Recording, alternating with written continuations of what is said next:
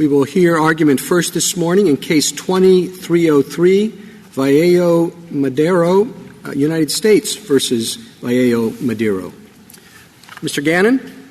Mr. Chief Justice, and may it please the Court. The Court of Appeals erred in holding that Congress's decision not to extend its Supplemental Security Income program to Puerto Rico lacks a rational basis. As this Court has recognized, Puerto Rico has a unique tax status vis-a-vis the federal government. Puerto Rico's residents and employers contribute to federal unemployment insurance and to the Social Security and Medicare trust funds, and they receive benefits from those programs. But Congress has expressly exempted them from the obligations to pay many forms of federal taxes, including federal income tax in most instances, excise taxes, gift taxes, and estate taxes, which means that much of the revenue that would have flowed into the federal treasury can instead be tapped by territorial government, which therefore has greater leeway to make different fiscal or economic choices consistent with its distinctive status as a self-governing commonwealth.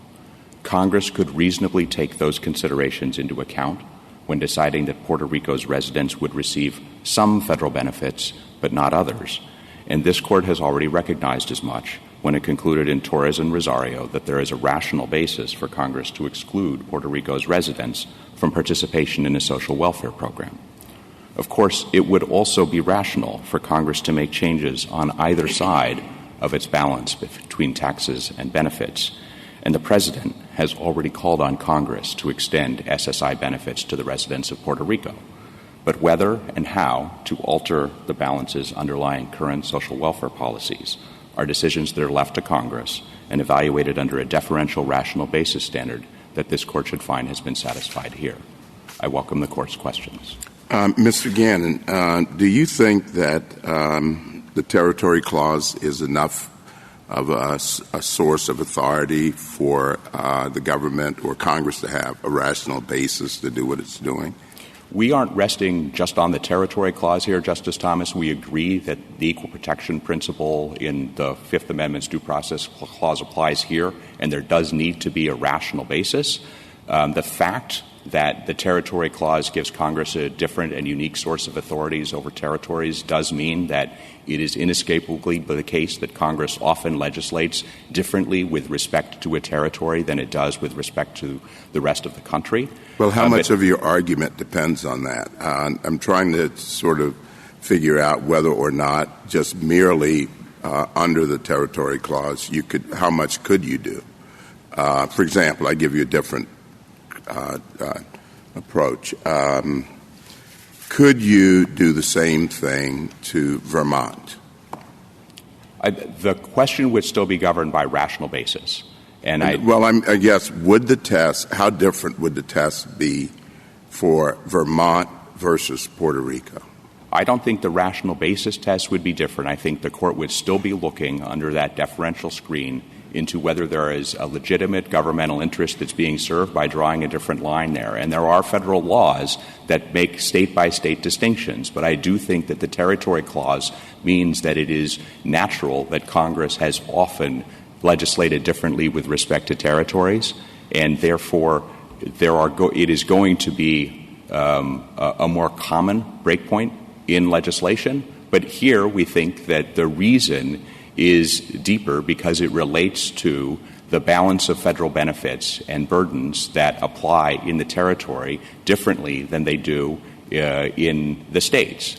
And so if Vermont had a different relationship with the federal government on the one side, then it might be easier for the federal government to alter it on the other side.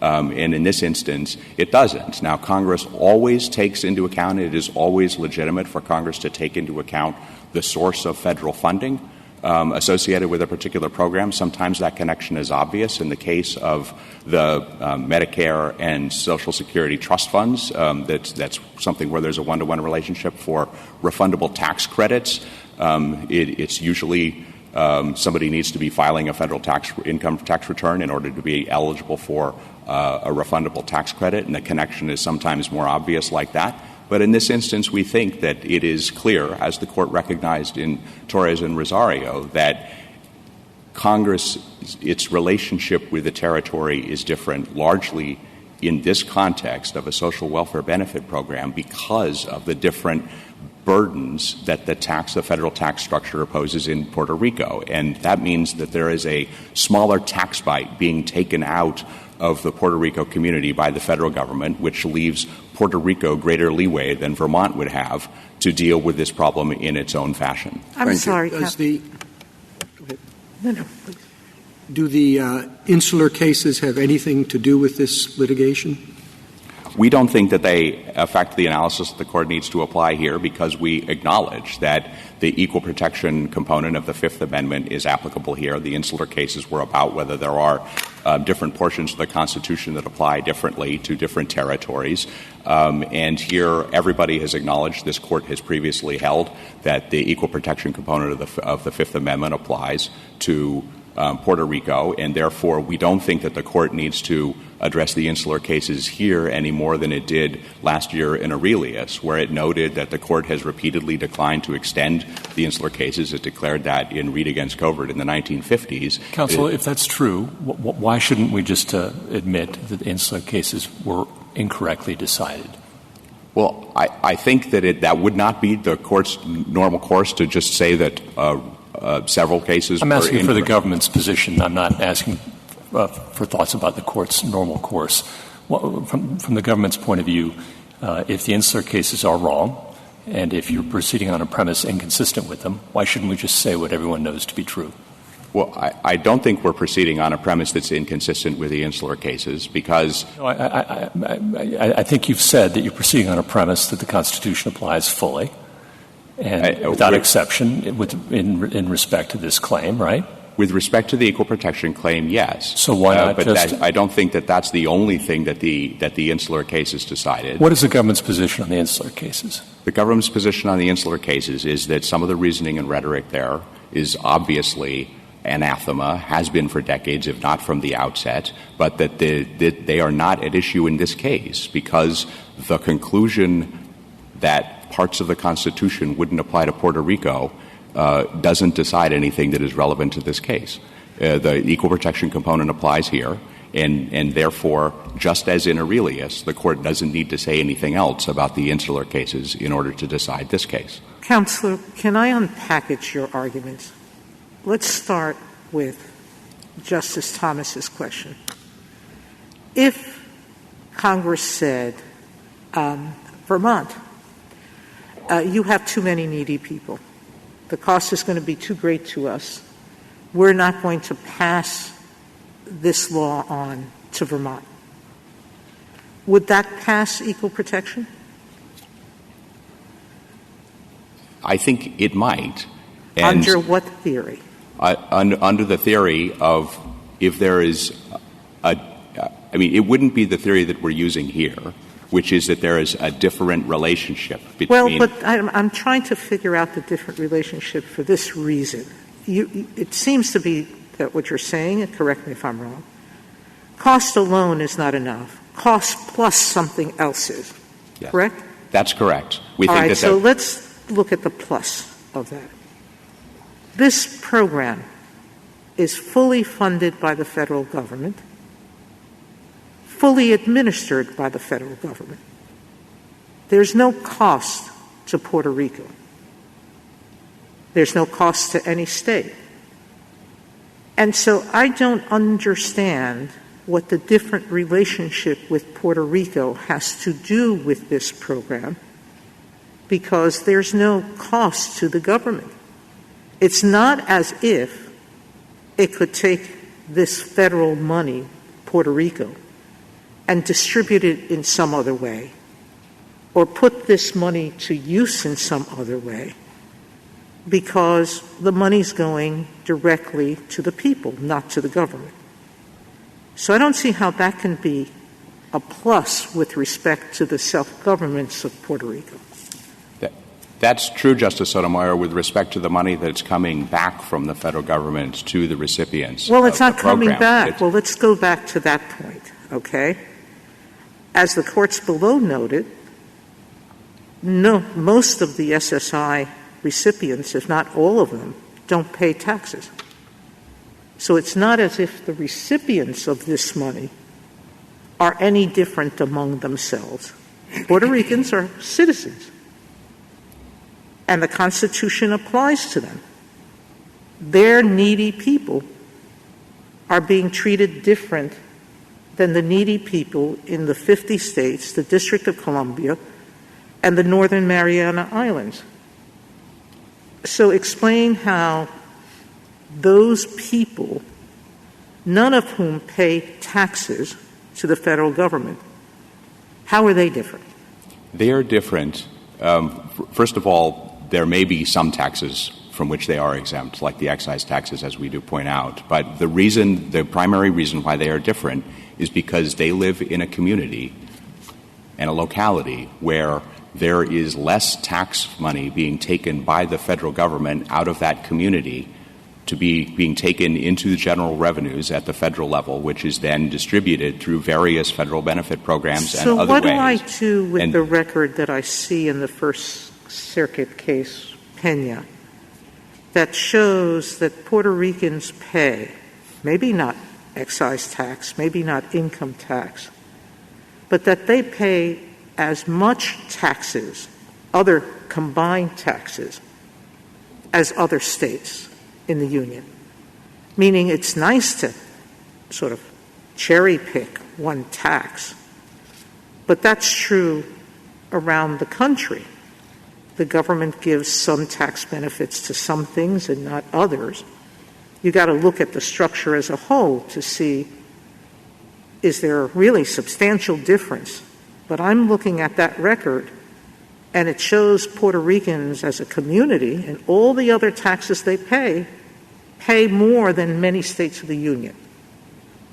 So I don't know how exempting out one or two taxes gets you away from seeing whether the government's distinction is rational based on the need of the citizens who are supposed to receive the money.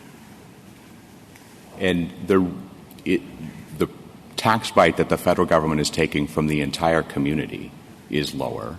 And so on a per capita basis... It's not. I mean, the Pena case showed it exceeds some other states. The aggregate amount of money that is being sent to Washington is greater than in some states, but there's a larger community in Puerto Rico that's being taxed. And they are, of course, getting benefits under many federal programs. And so our point here is not... So are the states. Yes. There are many other programs. So you can't compare apples and oranges. I'm sorry, Justice Breyer. No, I mean, I just wonder, is that a reasonable, rational, or arbitrary thing to do for Congress to say, you know what, we discovered a state over here, maybe it's Mississippi, or maybe it's California for all I know, that when you look at how much money they contribute to Washington, proportionate to the number of SSI things, it's greater than 14 other states. So we cut them out of the program. How long do you think that would last? Well, I don't know how long that would last. But I mean, what's your rationale? Why is that a rational thing? The rationale is that it is always appropriate for Congress to take account of the general balance of benefits and burdens associated with a particular federal program. And here, this program is funded out of general federal revenues, and when the locality at issue pays in less into that income stream than others do, that means that there is more money left. Okay, there's more money left in the Has community. it ever happened? Pardon? Has it ever happened? Has whichever happened. What we're talking about, that they cut out a state because the proportionate amount is greater. They have not done that with that's respect to this program, no. Let me add one thing. The thing I would add is there's not a word about Puerto Rico in this statute. It has a definition of the United States, doesn't say anything about Puerto Rico. But there is a relevant sentence in the Federal Relations Act, I think, but you can tell me I'm wrong. It said federal laws not locally inapplicable shall apply to Puerto Rico. Okay.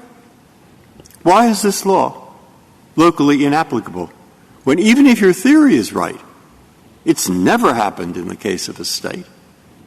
And there is good reason for applying it. There are a lot of SSI people who, in Puerto Rico, and there is no real connection between the SSI beneficiaries and federal taxes, and they pay a lot of taxes. So what's your best argument? No, this is locally inapplicable. Why? It's locally inapplicable because the statutory definition makes it inapplicable. It defines the program as being available in the United States. Congress then, as it routinely does with respect to different programs, has specified what that means in this particular context. And I don't think that you should draw any particular inference from the fact that the statutory definition that they use there has to do with the United States. Sometimes when Puerto Rico is included in a program, it's defined as being a state. And sometimes it's defined as not. And what I'm actually thinking is I'm not thinking something that simple, and I haven't got it quite worked out. But those words, locally inapplicable, and the Federal Relations Act were designed to put Puerto Rico in a status that isn't, in practice, quite that of a territory, although it's not a state. It's a commonwealth. It's the Estado Libre Asociado. And no one knows exactly what that is. And so shouldn't we, in fact, look at the purpose of the Federal Relations Act and say it takes a little bit more in terms of a good reason to exclude Puerto Rico from a benefit than it would the Marianas and Guam and the other territories that have no such act? Or is it totally irrelevant? Did we tell the United Nations something that wasn't true? We did not tell the United Nations something that wasn't true, and we've said that we think that one of the reasons why this is justified is because it does indeed help promote territorial autonomy, because it is related to the fact that as Congress is taking fewer federal tax dollars from the Puerto Rico economy, it leaves greater leeway for the territorial government to have its own tax structure. Is this the same government that is bankrupt and that is being run, the economy, by people, some of them anyway, not from Puerto Rico, but from under a law that applies from the mainland to the mainland? And is this the same program that would, in fact, give the people on average who need it $418 a month, as opposed to what Puerto Rico can afford to give them, which is $58 a month? It is the same program. We think that the PROMESA statute, which was enacted about 2 months before the benefits that are actually at issue in this case, but we don't think that affects the analysis here. PROMESA itself is a temporary bankruptcy measure that was intended to assist in restoring Puerto Rico's fiscal economy and its security. It is itself intended to promote autonomy by restoring Puerto Rico's fiscal footing. And therefore, as here, Congress is seeking to make locally applicable laws. It has made the determination. The federal relationship principle here is something that's been overridden by Congress's specific determination with respect to the applicability of this program. Nobody has ever thought that Puerto Rico might have been implicitly included by virtue of the statute that you cite, Justice Breyer, and that's why this Court decided in the 1970s that this particular exclusion was constitutional in Torres. And so in this context, we think that Puerto Rico does have extra autonomy to deal with this problem precisely because the federal government has taken fewer tax dollars out of that local economy. How much has the federal government, maybe there aren't statistics on this, provided assistance and revenue to Puerto Rico? Do you have any information on that? I don't have aggregate information about how much federal revenues have gone to Puerto Rico, especially in recent years. There are some figures in the SEIU amicus brief that parse data from 2004 and 2010 about the net federal expenditures in different jurisdictions. And I think what they show is that Puerto Rico is not being treated as an extreme outlier.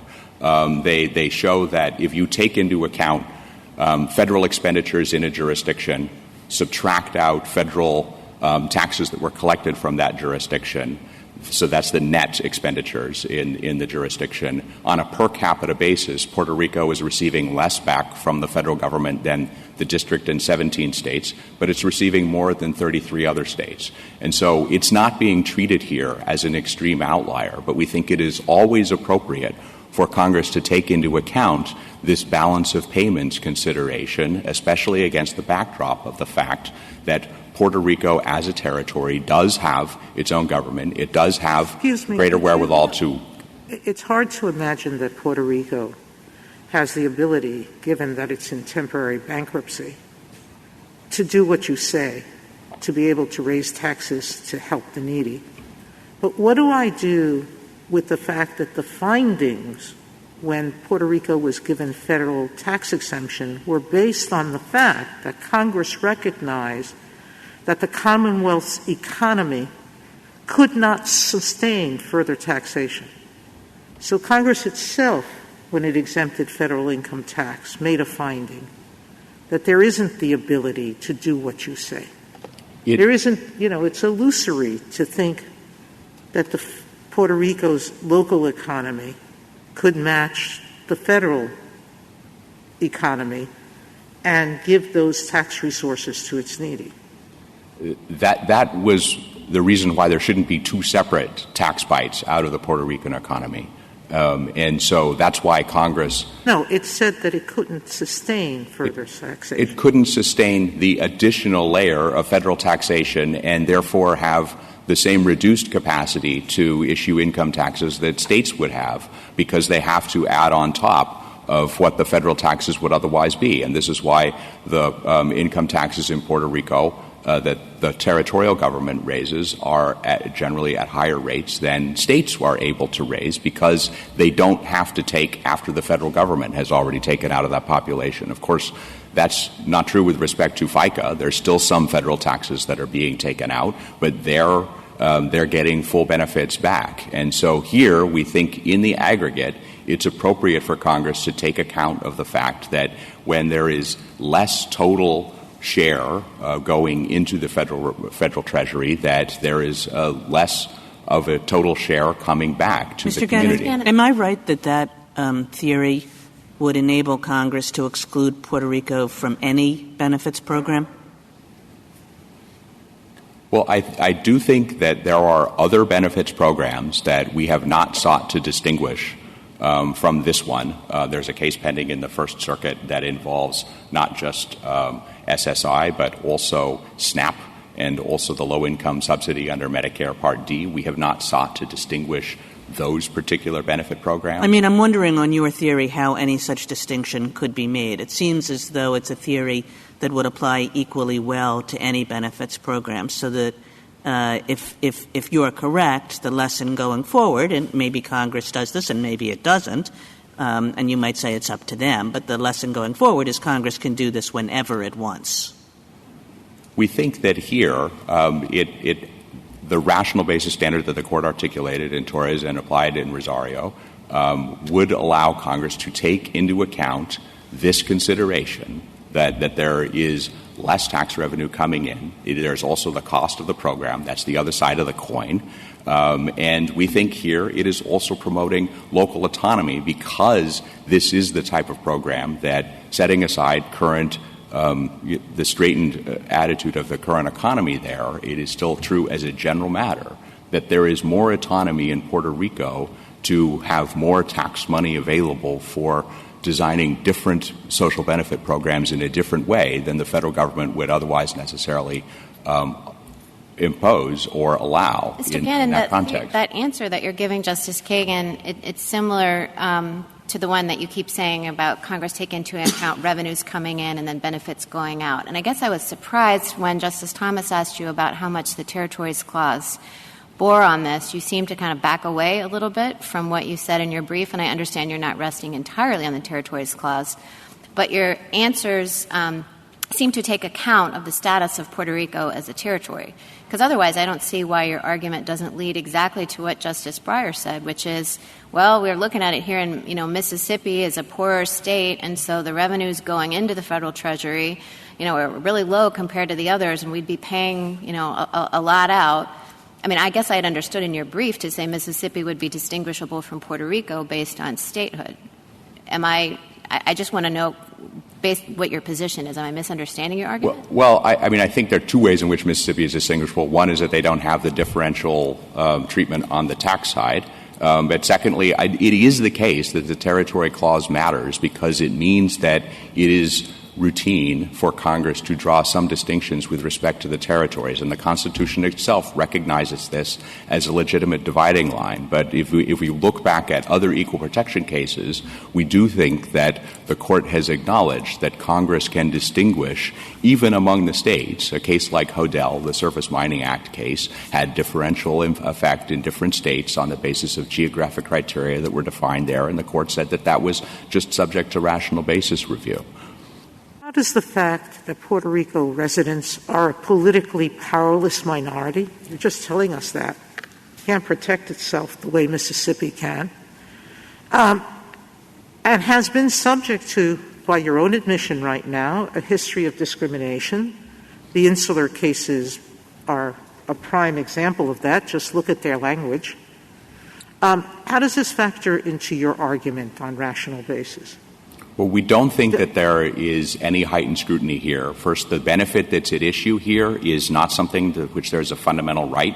The Court made that clear in Schweiker, which was an SSI case. It made it clear that the only question there is whether there was a suspect class. No, but equal protection is. Yes. The Puerto Ricans are U.S. citizens. They are U.S. citizens, but there is no evidence here linking this exclusion to ethnicity or a history of discrimination. How do you separate it out? Puerto Ricans are Puerto Ricans. They're Hispanic, and they are routinely denied a political voice. They're powerless politically.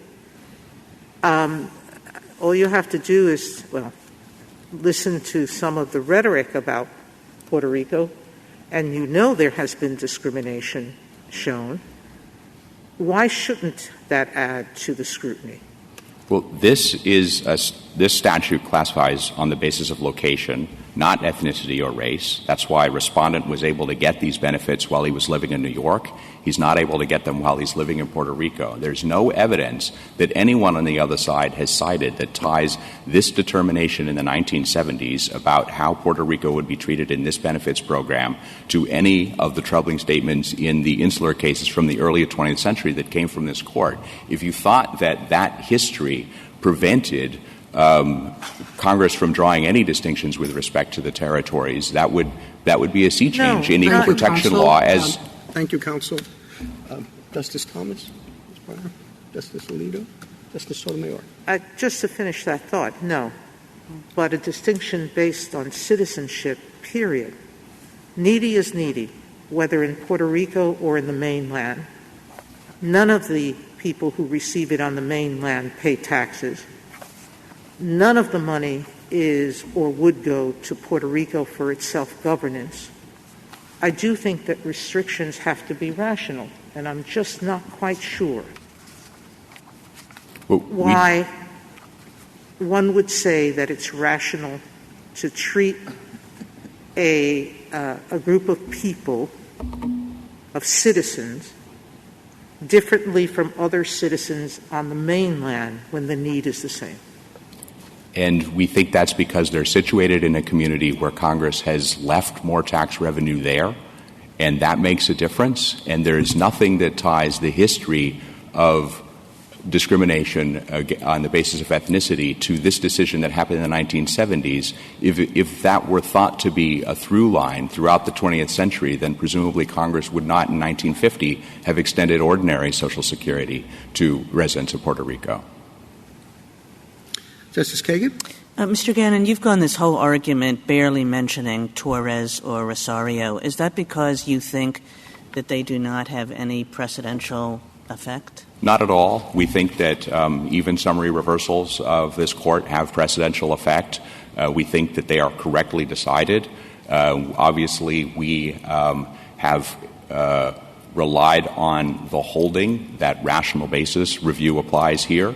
And that the differential tax treatment and the costs of the program are a rational basis. That's something that Congress has relied on for decades, not just with respect to continuing this treatment on an SSI. And yet never once did you say to any of these questions, well, that's been asked and answered already by this Court. Well, I think it has implicitly been asked and answered by this Court in those two cases. Obviously, to the extent that there are arguments that PROMESA or other things have changed, we don't think that they change the underlying considerations that make this rational, which is the balance of benefits and burdens and respecting local autonomy that derives from allowing Puerto Rico to have less of a federal tax bite and therefore an ability to come up with a different system if it chooses to deal with this particular problem. And one other quick question. I understand that there's legislation in Congress now that would remove this exclusion. Were Congress to pass that, how would it affect this case? I don't think it would moot this case. I'm not sure what form it will ultimately pass in. If it were to be retroactively applicable, and extend back to benefits that were owed between 2013 and 2016, maybe there would be an argument for mootness. I think that it doesn't otherwise affect the constitutional analysis here. I think it would indicate that it's not true to say that the residents of Puerto Rico are politically powerless if Congress were to pass a statute like that. But I think that there is still a need for the Court to decide whether rational basis is the appropriate standard here and whether these types of considerations would satisfy rational basis, because this isn't the only benefit program that would be covered by the First Circuit's analysis. Thank you. Justice Gorsuch? I'd like to follow up on Torres and Rosario for just a moment. You cited them in your brief as pointing out that distinctions based on territory status are generally subject to rational basis review because that distinction between territories and states is in the Constitution. Okay.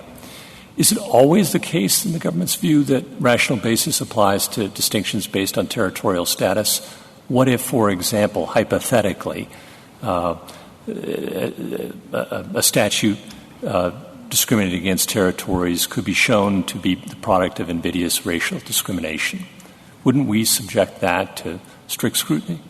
I think you would, and I think that what the Court said in those cases is that Congress may treat the rational basis applies, and the reason it's applying differently, why it's rational basis, is because there's no fundamental right to this particular social welfare benefit. If there were allegations of racial discrimination or other things that trigger heightened scrutiny, then that would be a reason for the Court to take the analysis differently. Even if the statute on its face distinguished between states and territories only?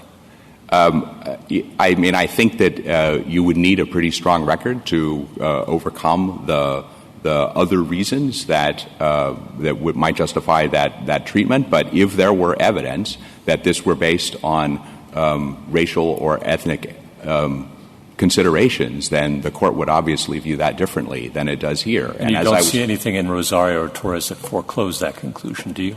I don't think so. Thank you. Justice Kavanaugh? In addition to the constitutional text that Justice Thomas and Justice Barrett mentioned, there's also the precedent that Justice Kagan mentioned. I just want to follow up on that and nail down how much you're relying on that. Are you saying that we couldn't rule the other way without overruling those cases? I think that's basically true, Justice Kavanaugh. I don't think that there are meaningful differences. Obviously, the reasoning was brief. We don't agree with the First Circuit's conclusion that the holdings there are inapplicable either because the second case involved a block grant. Even Justice Marshall's dissent didn't consider that to be a sufficient distinction between AFDC and SSI for purposes of the difference between those two cases. And we also don't think that the argument that the Court listed three different reasons in its footnote in Torres that were then repeated in Rosario means that we would need to have evidence about the particular type of economic disruption that would be affected in the local economy in order to rest on those cases. We think that the holding is that rational basis is applicable, and these reasons, especially the benefit of the tax and burdens, the cost and benefits analysis associated with local autonomy is sufficient to say that this satisfies the type of rational basis review that the Court applied in those two cases. And then one factual question. The respondent here is still eligible for a waiver from paying the $28,000, correct? Under the regulations, he could seek a waiver. There are different criteria for the waiver. I just want to make sure he's still eligible for the waiver. Yes, I think he would be able to seek the waiver. This case arises in an unusual procedural context, and as was made clear at the district court level, the SSA did not send him a notice of overpayment, which would have triggered his ability to respond in the administrative context, but the regulations would still allow that exception. Thank you. Justice Barrett? I just have a factual question. So you said the First Circuit's reasoning would require extending not only SSI benefits to Puerto Ricans, but a variety of other federal benefit programs, that for which they may not be currently eligible. And I assume that the reasoning would also require the extension of benefits to some other territories who don't currently receive them. I know the Mariana Islands are getting SSI, maybe not TANF, Guam, et cetera. SSI, I gather, is at about a $2 billion expense, roughly, to send it? In Puerto Rico. Puerto Rico? Yes. Do you have a number on what the implications would be of the First Circuit's reasoning if, everything that I just said, extending more benefits to Puerto Rico and to other territories? I don't have a number. The number on SSI for the other territories is cited, and that's actually much smaller. But I don't know what the cost of the other benefits programs are, and the challenges there are sometimes going to follow from complete exclusions, and sometimes they might just follow from significantly differential treatment. And so the SNAP program and the low-income subsidy in Medicare Part D are the two other issues that are at stake in a pending First Circuit case where we have not sought to draw distinctions between SSI and those programs. We have repeated and preserved the arguments that we're making here, but we have not tried to otherwise distinguish them. And we don't understand the other side's arguments here to be drawing a line between, for instance, individual benefit programs or block grants that are jointly administered by the federal government and states and territories. Thank you, Mr. Gannon. Thank you, counsel.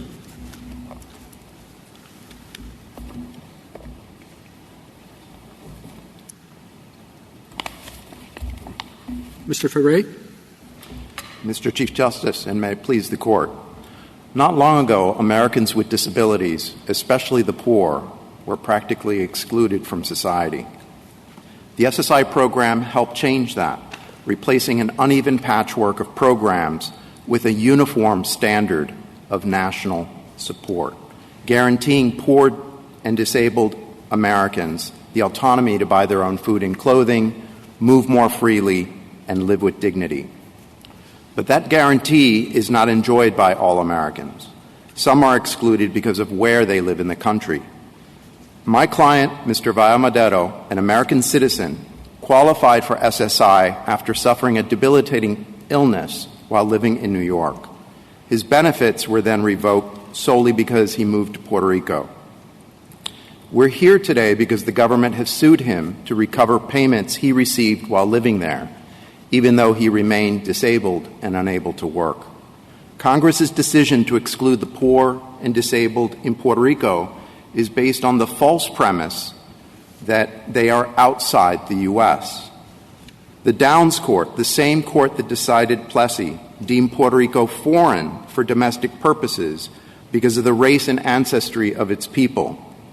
And as was made clear in Califano v. Gautier-Torres, that premise from Downs continues to provide an excuse for Congress to deny equal treatment. As such, the proper basis to examine the exclusion here is heightened scrutiny. But it is also simply irrational to treat Mr. Vaello-Madero differently just because he's now in Puerto Rico. That is what the lower courts unanimously held. For all relevant purposes, he is the same as similarly situated individuals in the states and the Northern Mariana Islands. Tax status is irrelevant. Those poor enough to qualify for SSI pay no federal tax, and they don't have to qualify.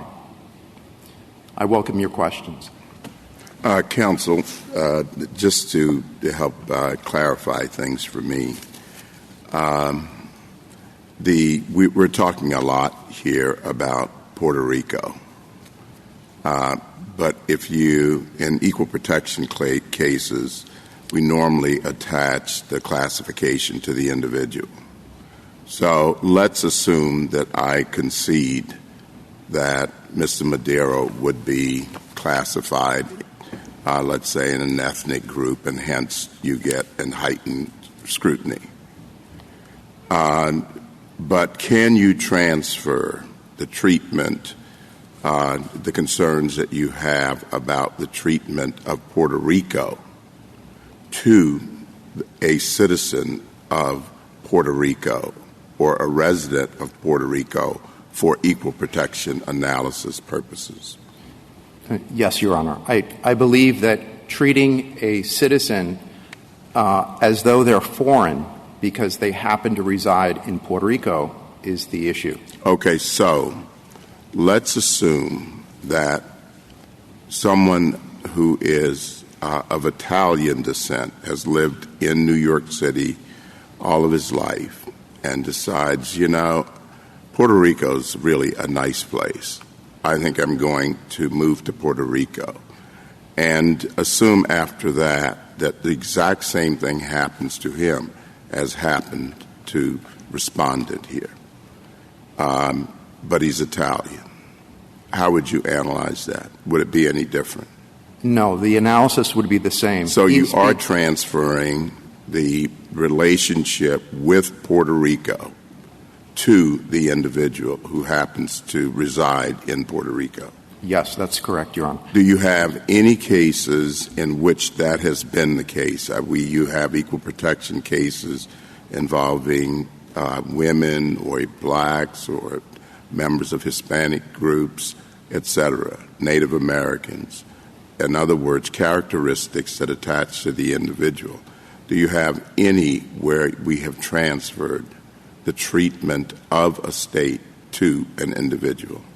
I think, Your Honor, that this is a circumstance in which, because of the characterization of these unincorporated territories, anyone who now moves to these unincorporated territories is deemed now to be in a foreign country.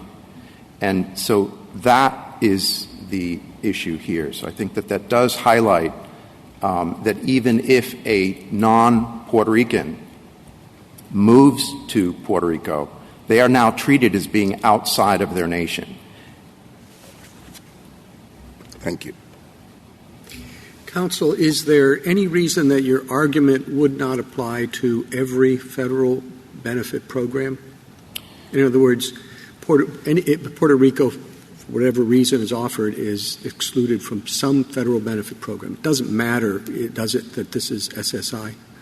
Well, we do think that it matters that this program, which is a federal program administered by the federal government and directed at individuals and has absolutely no component that takes into account local conditions or whether the state can assist or cannot assist. In fact, if states decide that they want to add additional assistance, this program permits them to do that.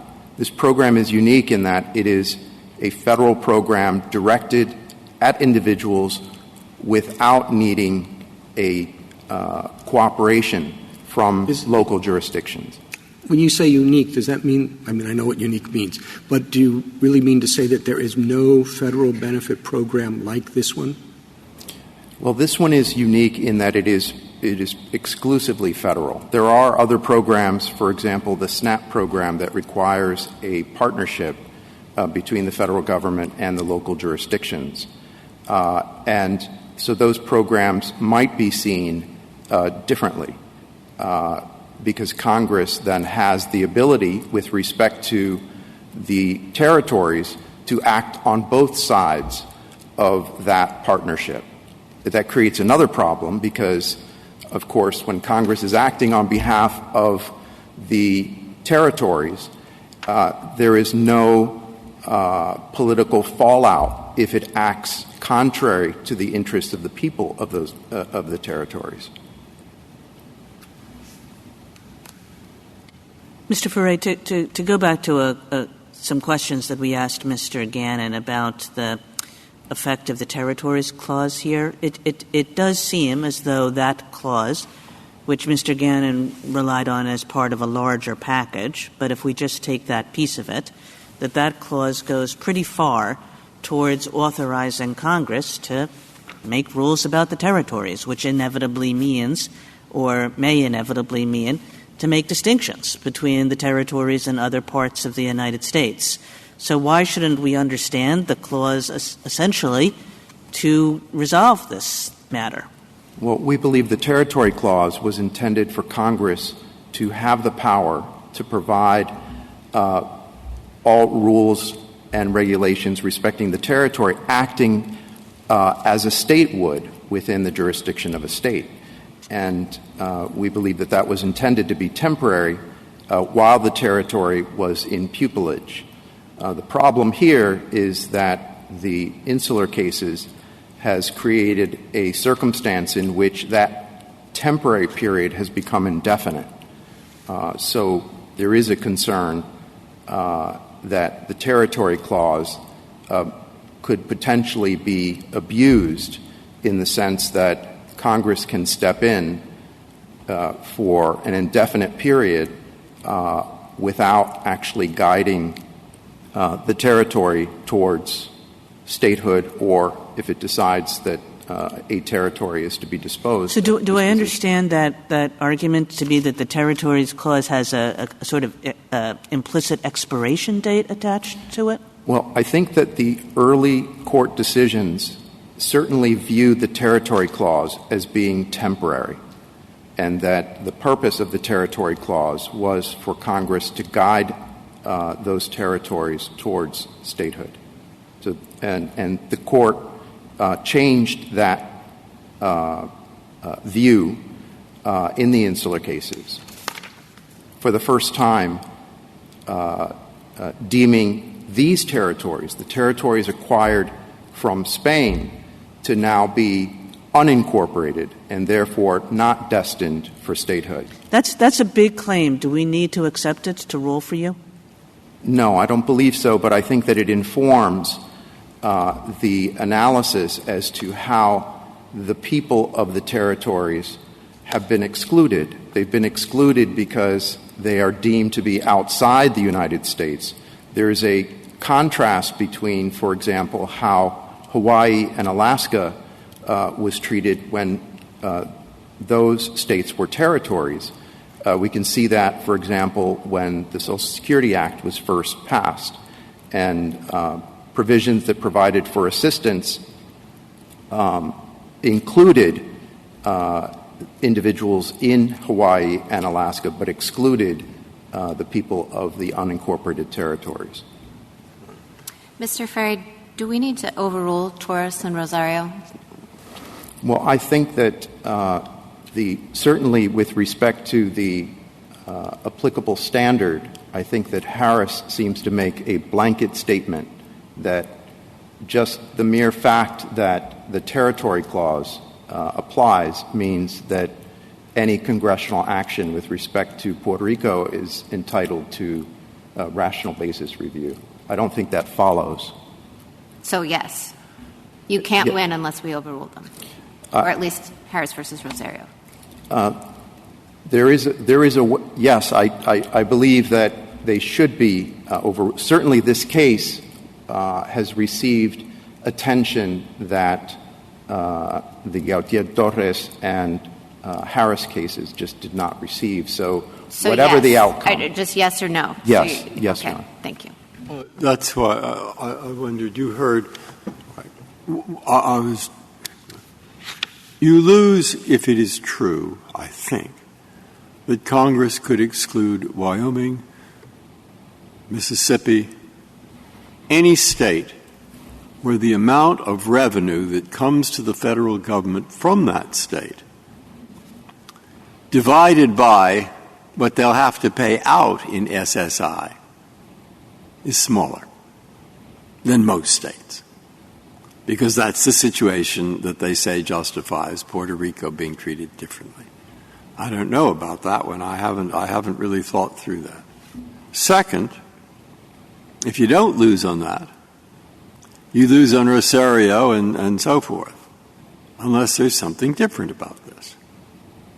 All right? At that stage, I thought, there are two different things. One is your argument about the insular cases, and that's a big bite in this case where it isn't fully argued and so forth. But the other ground was the Federal Relations Act. which was designed to create a special status for Puerto Rico. What I have not done is think that through. And so the government correctly says, well, no one's really argued that here.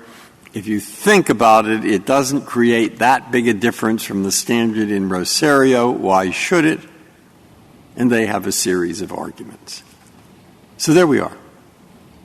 Now, what do you say?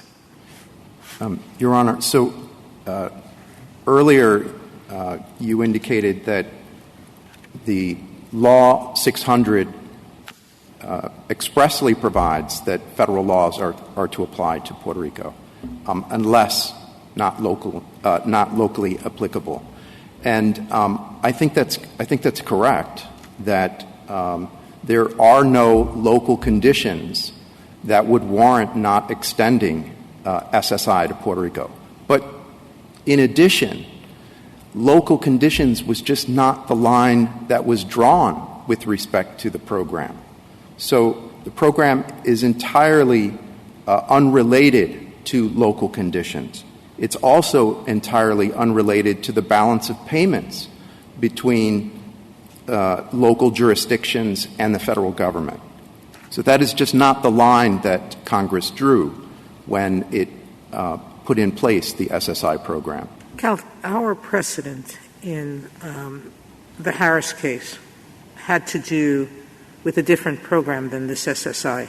So you said to Justice Barrett that we have to overturn that precedent, but why? Well, you said you had two grounds. One, that rational basis should not apply. There we might have to overturn it.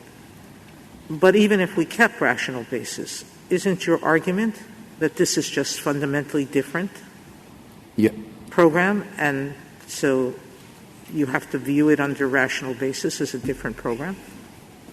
Yes, Justice Sotomayor. If we look at the program as a partnership, which is the type of program that was dealt with in Harris, as a partnership between the federal government and the local jurisdictions to be administered by local jurisdictions, well, then it is distinct. It's not the same case that we have here, where this program is entirely run by the federal government and is directed at individuals, not directed at states and territories. So in that case, there's no need to overturn our precedent. That's correct. Thank you. If a person who is a resident of one of the states brought an action claiming that that person's equal protection rights were violated because he or she was required to pay federal income tax and residents of Puerto Rico are not, what would be the standard of review? Would it be rational basis, or would it be something else? Well, I think that under our heightened scrutiny analysis, if the territory is being treated differently, specifically because it's an unincorporated territory and deemed foreign, I would say that distinction should then be entitled to heightened scrutiny. And it may very well pass a heightened scrutiny analysis because there might be a compelling reason for treating that territory differently. It might be because it is such a poor jurisdiction. It might be that Congress takes into account that the citizens of that jurisdiction are politically powerless. Does it matter for your argument that the geographic scope of the SSI program is defined the way it is? Suppose it were defined this way. Suppose that a person would be eligible for benefits, would be ineligible for benefits if the person resided in a state or other part of the United States that was exempt from the federal income tax. Would that be different?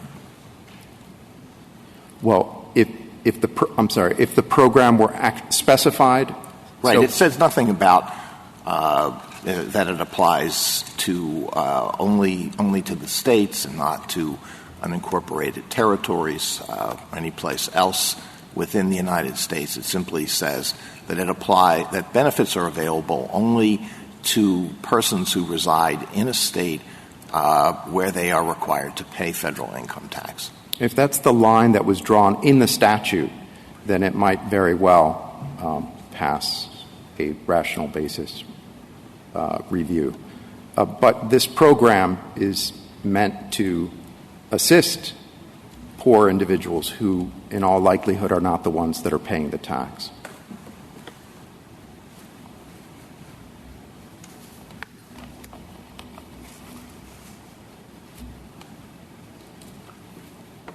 Counsel, can I ask a bigger picture question about the text of the Constitution and our role with respect to the structure? Because I think that's the source of some of the concern here as well as the precedent. You make compelling policy arguments, but there are parts of the Constitution structure that people would want to change. The 2 senators per state discriminates against people in larger states. Many in some of those larger states have more minority population. The Electoral College gives you a slight advantage if you're in a smaller state. Delaware and Rhode Island, your vote for president counts a little more than your vote if you live in New York or California, for example. And Article 4 is similar. I mean, it would take a constitutional amendment to change the first 2 that I mentioned, and actually the Constitution purports to prohibit changes to the Senate, but we'll put that aside. But here it leaves it up to Congress, and Congress has the ability, the role to make changes over time, does not give that authority to this court. So that's a really big picture concern that I think is reflected then in the precedent about what is our role with respect to the territory clause in terms of structures in the Constitution that may seem anachronistic to some, and the other 2 I mentioned are things that also seem anachronistic to some. Just your big picture thoughts on that. I think the big picture is that the Constitution promised to citizens a Republican form of government, and the intention, certainly from the cases that the Court's early cases, were that the problem of a non-Republican form of government in the territories was a temporary one, which would be resolved as these territories were populated and organized and then became states. That changed with the insular cases and has created a system in which populations now are held in an indefinite state of territorial status. So the Court essentially blessed the possibility of territories remaining territories in an indefinite state without full participation, without a full seat at the table, if you will. So it's kind of the purpose of the clause, not reflected in the text necessarily, but the purpose of the clause was a time limit of sorts. I would agree with you, Justice Kavanaugh, in that it's also in that section of the Constitution dealing with new states. Right. I agree with that. How do we then figure out, though, when the time is run? I guess you would say it long since ran in your case. I understand that. Certainly it is up to Congress to make states. But I think that here on the Court in the insular cases essentially stopped the clock so that Congress just did not have to consider the path of these unincorporated territories. Have we ever held that the Republican form of government provision is judicially enforceable? I believe so. I think it's a. What case? I can't. Rhode Island, wasn't there something in Rhode Island? There was something. I'm not sure. That one wasn't. Yes. We'll go back and look. Something happened in Rhode Island, Justice Breyer, and I agree, but I'm not sure what the result of that case was. It's another small state. Right. But it's certainly a basic premise of the Constitution. Well, I don't know that it follows from that it's judicially enforceable. But we'll check. Would you like us to hold that all federal laws, whether they provide benefits or impose obligations or whether they apply to citizens or to a governmental unit, must apply equally to residents of Puerto Rico and residents of the states across the board, equal treatment in every respect? I think that there is certainly a due process right to equal treatment, equal protection. So if we're looking at how individuals are being treated, yes, then I would say that it would apply. So one way to frame your argument, and tell me if I'm mischaracterizing it in any way, is because of how you think the territory clause should be understood, and that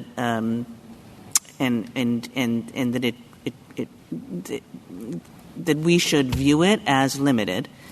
That essentially the question before us is the exact same as if Congress excluded Mississippi from SSI. Is that correct? Yes, Justice Kagan. Yes. And then we would go through whatever analysis we would go through with respect to deciding what the proper standard of review was and how it applied.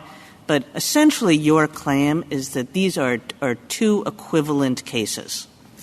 That's correct. I think that the source of power just shouldn't figure in. I think that here we're looking at the equal protection component of the due process clause. And tell me once more briefly why you think that's true, your best statement as to why the exclusion of Puerto Rico should be treated the same way as the hypothetical exclusion of Mississippi. Because the source of power can't override the rights enshrined in the Constitution. So congressional power under the Territory Clause can't somehow override these protections in the Constitution. Mr. Ferry, can I follow up on Justice Kagan's questions and Justice Alito's questions? So you're maintaining that there should be equal treatment across the board, whether you live in Mississippi or Puerto Rico. And Justice Alito asked you if you maintain that benefits, burdens, et cetera, should be the same. So what are the implications of that position for, policies like Puerto Ricans not paying federal income tax? If we accept your position, would that mean that the burdens that Mississippians bear, et cetera, also have to apply to Puerto Ricans? I think that the analysis would be the same. In other words, the court would look at that exclusion with heightened scrutiny and determine whether there's a compelling interest for treating that jurisdiction differently. In the same way that Congress could decide to treat certain regions of the U.S. Differently for tax purposes in order to encourage development, for instance. But you see, that's exactly why Justice Barrett's question was exactly why what came into my mind are these words not locally inapplicable, which is different. But I don't know what to do with them.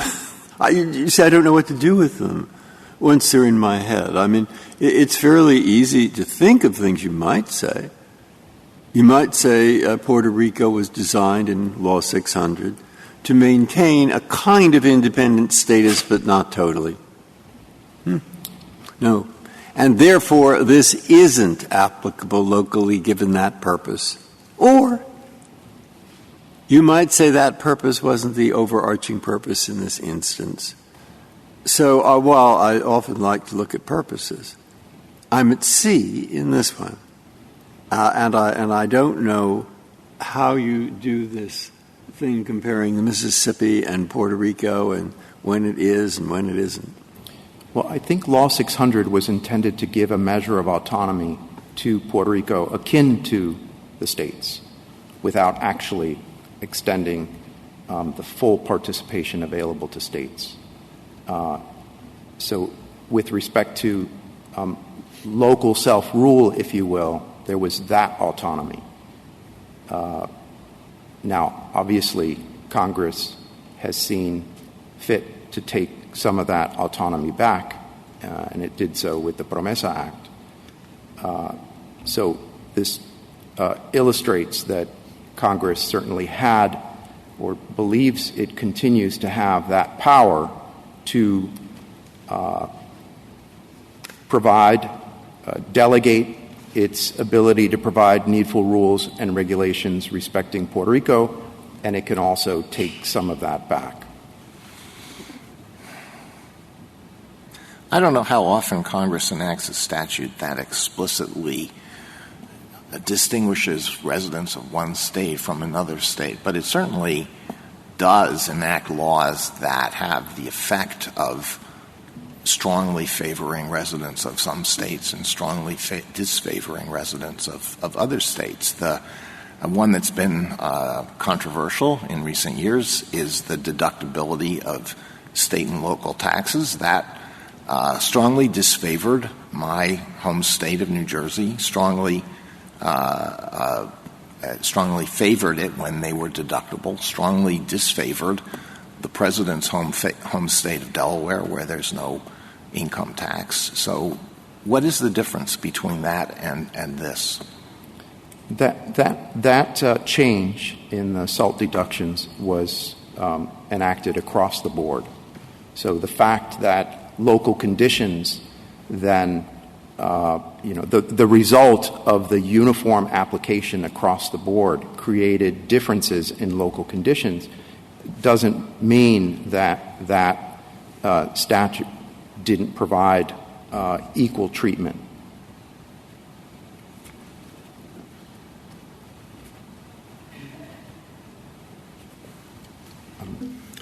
Thank you, counsel. I feel a little more comfortable now saying that the guarantee clause, which guarantees the Republican form of government, we've said it presents a political question. And I wonder if the extent to which you relied on it in one of your prior answers, to what extent is it key to your argument? I don't know that it's key to the argument, but I think that the Court should take, and the Court has in the past certainly taken into account the fact of an individual or a group's political powerlessness. So to the extent that the group that has been targeted is politically powerless, I think has informed the Court in the past and should do so here. Justice Thomas?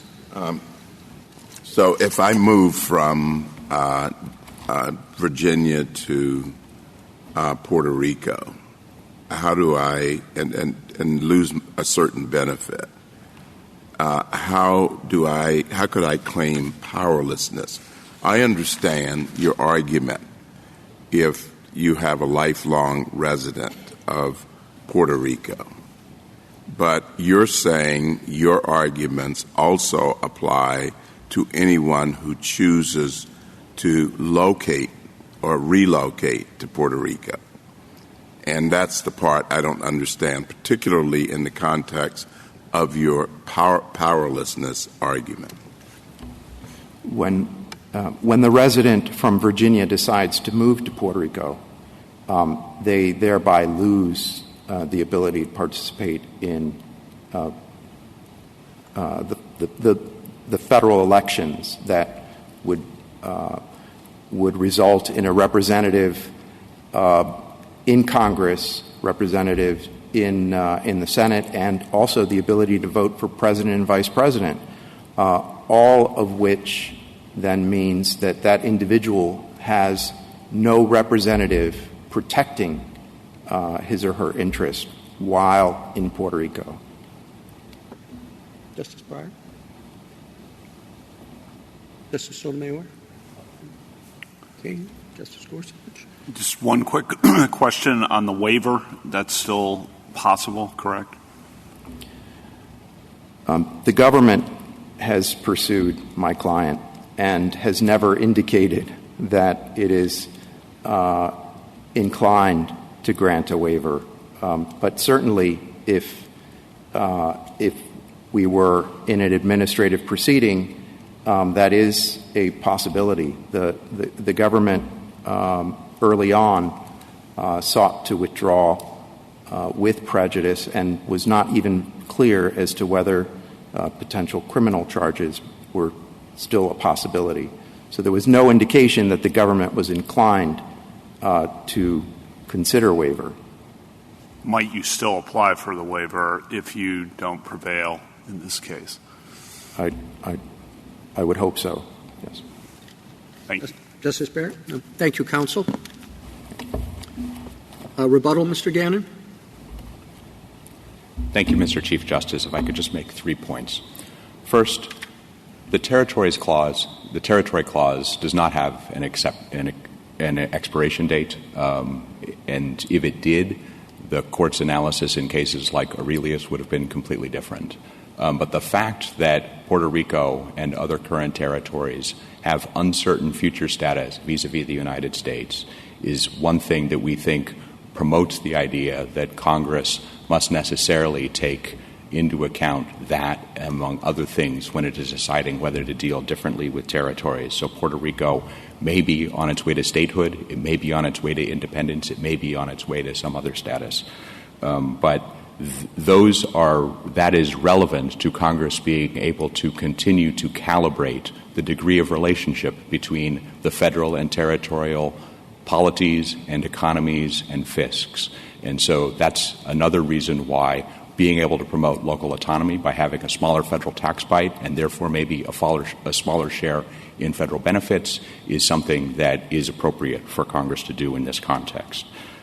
Second, my friend on the other side has still not, I think, given any reason why there's a special justification for overruling Torres and Rosario.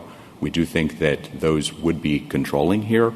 Torres was about this particular benefit, and Rosario, I think the fact that it involved a block grant program doesn't meaningfully distinguish it, and it didn't suggest, since it was drawing from Torres, which was not a block grant program, but actually about this program, SSI, an individual benefit program. The Court didn't seem to think that that was a reason to draw a distinction, and as I mentioned before, neither did Justice Marshall's dissent. And so, finally, my friend has forcefully given reasons why SSI should be extended to residents of Puerto Rico because he thinks that would better promote one of the main purposes of the program. And we don't have a quarrel about that. The only question is whether it could be rational for Congress to have taken into account other considerations and decided in this instance that there was a basis for drawing a different line with respect to Puerto Rico. And unless and until Congress alters Puerto Rico's distinct tax treatment, which Respondent and his amici have pointedly not said that it is required to do, we think there is a plausible, rational, and non-invidious basis for Puerto Rico's residents to be excluded from SSI. We urge the Court to reverse the judgment of the Court of Appeals. Thank you, counsel. Counsel, the case is submitted.